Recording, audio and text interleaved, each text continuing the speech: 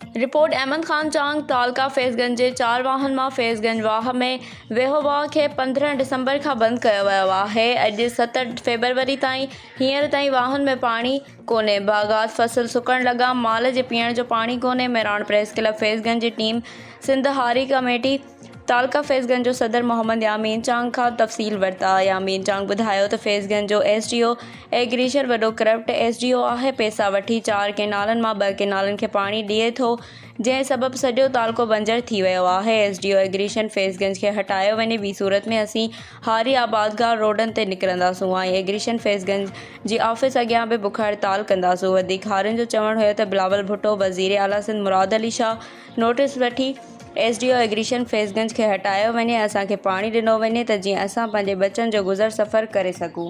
ज़रात ख़तमु आहे, काॾे वञूं, असां परेशान थी विया आहियूं। माल जे पीअण जो पाणी कोन्हे, वाह सॼा सुका पिया आहिनि, 3 महीना थी विया आहिनि।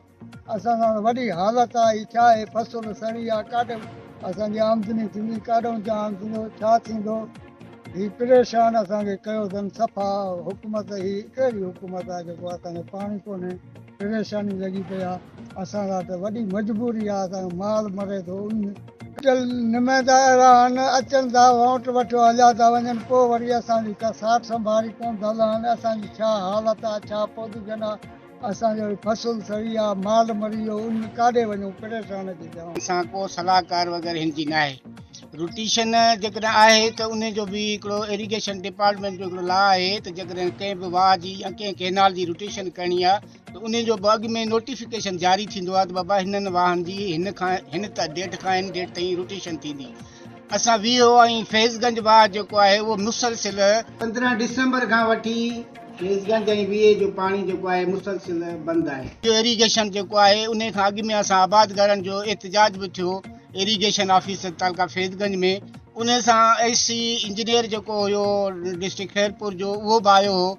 उहे असां सां वाइदा वचन करे विया हुया त ॿ टेलनि में पाणी ॾींदासीं ऐं तव्हांखे जेको आहे सो आबाद कंदासीं ऐं तव्हांजा फसल जेके आहिनि सुकण न ॾींदासीं। गंज में पाणी जो कतिरो बि न आहे ऐं नाल SDO इरीगेशन जेको आहे रिश्वत वठी करे हे ॿियो 2 केनाल हलाए थो, हक़ तलफ़ी करे थो ऐं आबादगारनि सां वॾो ज़ुल्म करे थो। हे तव्हां ॾिसो, असांजा जेके फसल आहिनि, असांजी ये कणिक आहे उहा जेका हींअर सुकी ख़तमु थी तबाह थी वई आहे। असां आबादगारनि जा ख़र्च आहिनि, असांजा कलर तव्हां ॾिसो, यूरिया ॾिसो, DAP ॾिसो, ॿिज ॾिसो, ट्रैक्टरनि जा ख़र्च आहिनि। खां पहिरियां त असां जेके साफ़ी दोस्त आहिनि इन्हनि जा तमामु घणा थोराइता आहियूं जो असां आबादगारनि जो हे आवाज़ जेको आहे ऐवाननि ताईं पहुचाइनि था। असांजो आख़िरी रिएक्शन इहो आहे त असां एहतजाज ई कंदा आहियूं, प्रेसनि वटि वेंदा आहियूं, प्रेस क्लबनि ते वञी करे पंहिंजो एहतजाज रिकॉर्ड कराईंदा आहियूं।